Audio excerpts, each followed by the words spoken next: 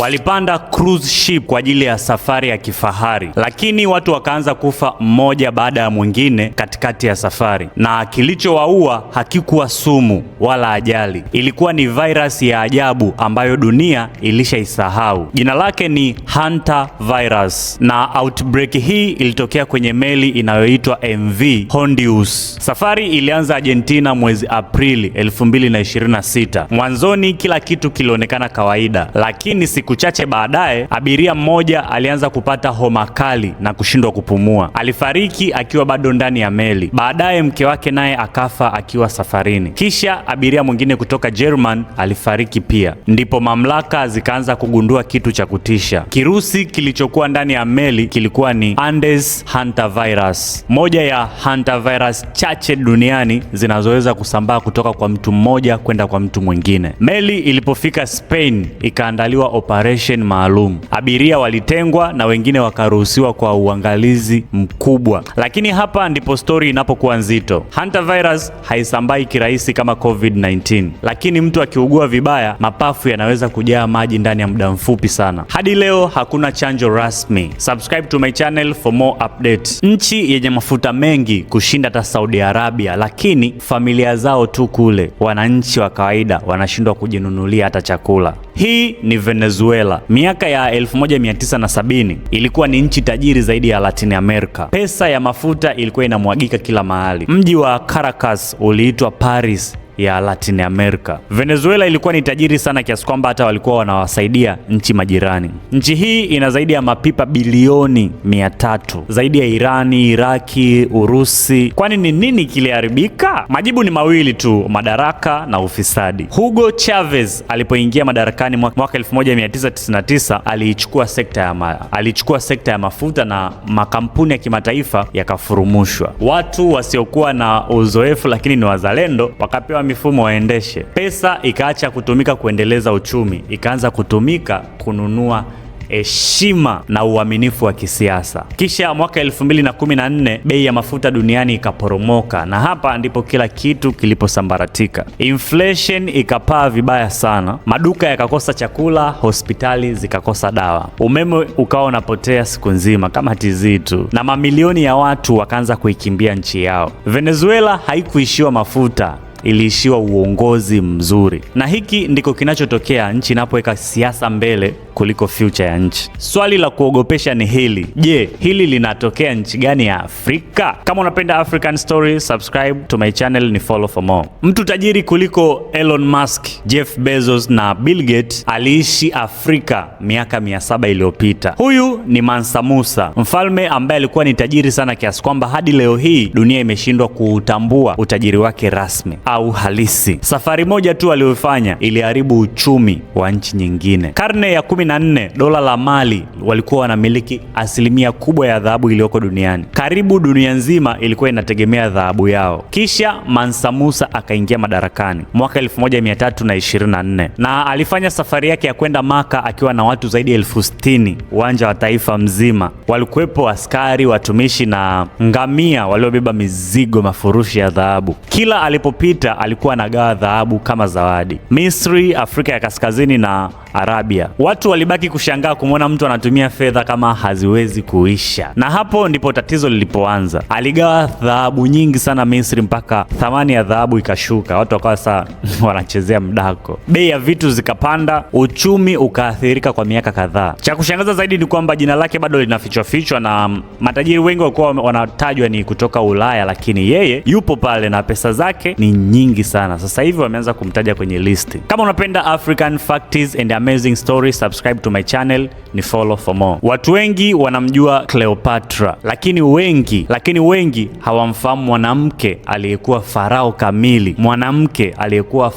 kamili, wa Misri miaka 1500 kabla ya Cleopatra. Historia inajaribu kabisa kumfuta. Egypt ya miaka karibu 4000 iliyopita ilitokea civilization yenye nguvu zaidi duniani. duniani na ilikuwa karibu kutawaliwa na mwanamke. Jina lake lilikuwa ni Sobekneferu, binti wa Farao Anememhat watatu. Wakati ukoo wa wanaume uliokuwa unatawala ulikuwa umefika mwisho, so Misri ikawa imeanguka mikononi mwa bibie. So karibu mwaka 1806 BC before Christ, Sobekneferu alikuwa farao wa Misri, sio queen wala sio mke wa mfalme, ni farao kamili. Alikuwa na mamlaka yote ya ufalme. Alivaa mavazi ya kifalme ya wanaume, taji la farao na ndevu bandia za kifalme. So unajua tena Egypt. Lakini baadaye aliendelea kuvaa mavazi ya kifalme ya wanawake. Hakuchagua kuwa mmoja, alikuwa vyote viwili. Alijenga temples, akatoa sheria, na cha kushangaza hakuna historia yoyote kubwa ya resistance juu yake. Mapadri walimkubali, jeshi lilimkubali na serikali nzima ilifanya kazi chini yake, na ilikuwa ni kawaida kabisa miaka hiyo. Chini ya Sobekneferu, Egypt iliendelea kuwa stable. Kisha ghafla akafa, na baada ya kifo chake sasa farao aliyekuja baadaye akaanza kulifuta jina lake kwenye historia. Majina yake yaliokuwa yameandikwa kwenye mawe yakawa yanachongwa, monuments zake zikawa zinabadilishwa, na kwa maelfu ya miaka almost walifanikiwa, mpaka archaeologisti karne ya 20 walipofanikiwa kuthibitisha kwamba alikuwepo. Mwanamke ambaye historia ilijaribu kumzika, lakini mawe ya Egypt yakakataa kusahau. Na kila female farao ambao alikuja baadaye, hapa namuongelea Akina,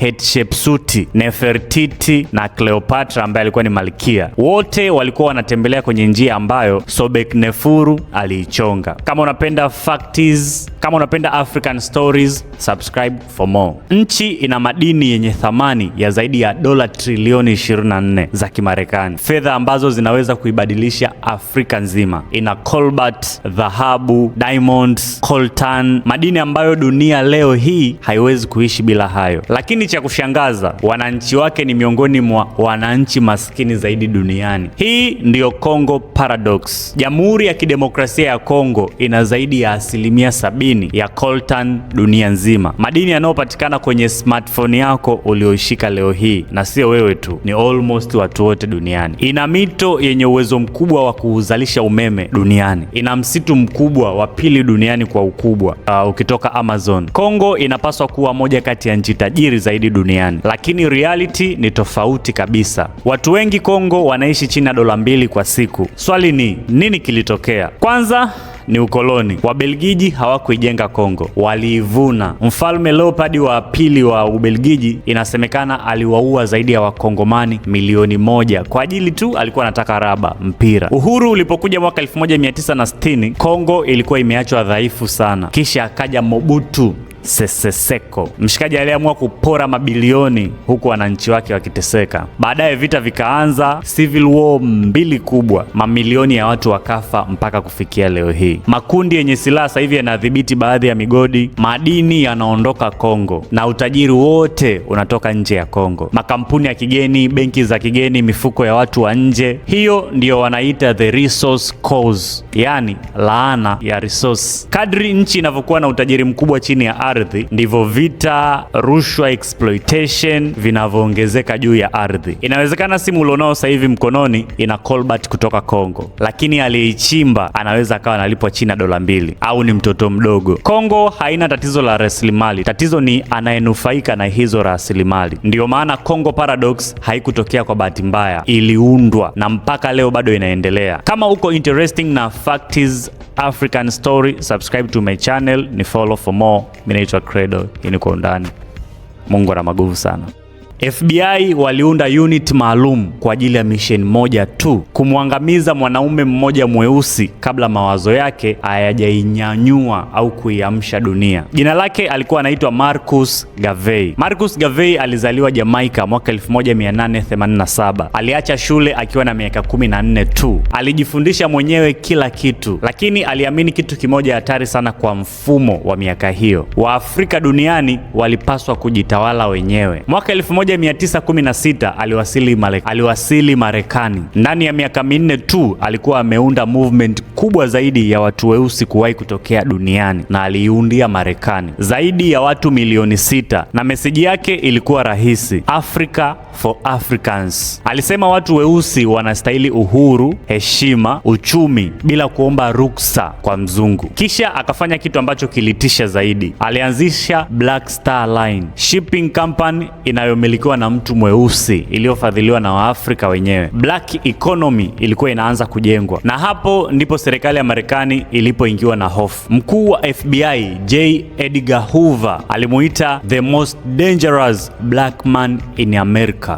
FBI wakaanza kuspy ndani ya movement zake, wakafuatilia barua zake na wakachunguza kila hatua aliyokuwa akipiga. Kwa miaka kadhaa walikuwa wanatafuta kosa la kumwangusha. Mwaka 1923 serikali ilimfungulia kesi ya fraud. Wengi waliamini kwamba ni setup na alifungwa. Kisha baadaye akadipotiwa Jamaica na akapigwa marufuku kurudi Marekani milele. Marcus Garvey alikufa London mwaka 1940, peke yake, maskini, bila kuona ndoto yake ikitimia. Lakini kuna kitu serikali ya Marekani haikuweza kukiua: mawazo yake. Malcolm X, Martin Luther King, Nelson Mandela, Kwame Nkrumah, Mwalimu Julius Kambarage Nyerere, wote walikuja kuathiriwa na idea za Marcus Garvey. Walimharibu mtu, lakini hawakuweza kuharibu idea yake. Hii ni Kwa Undani. Kama uko interesting na African history, Black man heritage, subscribe to my channel, ni follow for more.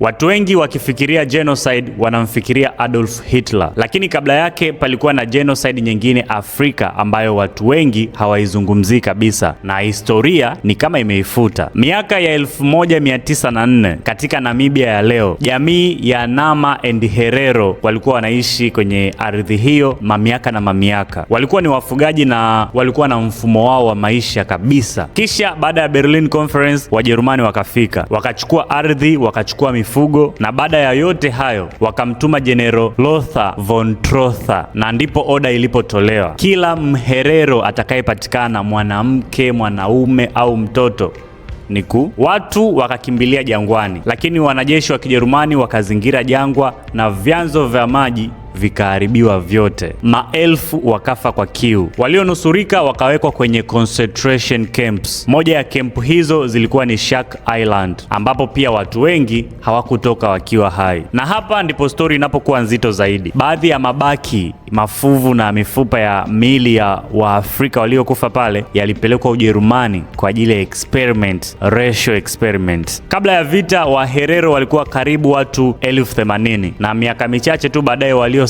walikuwa ni 15,000 tu. Lakini cha kushangaza ni kwamba Wajerumani hawakukubali kwamba ile ni genocide mpaka ilipofika mwaka 2021. Hadi leo familia za Nama and Herero bado wanapigania haki yao kamili, na mabaki ya mababu zao taratibu yanaendelea kurudishwa kutoka kwenye majumba ya kihistoria ya huko Ujerumani. Kama upo interesting na African fact story, subscribe to my channel, ni follow for more. Kuna nchi ambayo zamani ilikuwa na vyuo bora kuliko hata nchi nyingi za Ulaya, lakini ndani ya miaka 20 tu imegeuka magofu. Hii ni Iraki. Miaka ya 1970 mpaka 1980, Iraki ilikuwa ni moja ya nchi zilizoendelea zaidi Middle East. Baghdadi ilikuwa ni kitovu cha teknolojia, elimu na tiba. Vyuo kama University of Baghdad vilikuwa vinatoa madaktari bingwa, wahandisi na wanasayansi wa viwango vya juu duniani. Iraki walikuwa na literacy rate karibu 90%. Yaani watu wengi wa Iraki walikuwa wanajua kusoma na kuandika. Moja ya viwango vya juu kabisa katika dunia ya ulimwengu wa Kiarabu. UNESCO walisifu juhudi zao za maendeleo katika ulimwengu wa nchi zinazoendelea Uarabuni. Kiufupi, Iraki walikuwa na nguvu kubwa. Kisha vita vikaanza. Vita ya kwanza ya Irani na Iraki mwaka 1980s. Alafu Gulf War mwaka 1991. Na baada ya hapo vikwazo vikaanza kuichukua nchi polepole. Dawa zikakosekana, chakula kikapungua, hospitali zikaanza kukosa hata vifaa vya muhimu, maji safi yakaanza kuwa shida, watoto wakaanza kufa kwa magonjwa, yani ikawa ni tafrani. Vita usiombe vita wewe. Vyuo vilifungwa, hospitali zikaporwa, maprofesa, madaktari na wahandisi wote wakakimbia. Story kuhusiana na Iraq nitawapa siku nyingine kwa undani. Kama unapenda story, facts and amazing, subscribe to my channel, ni follow for more.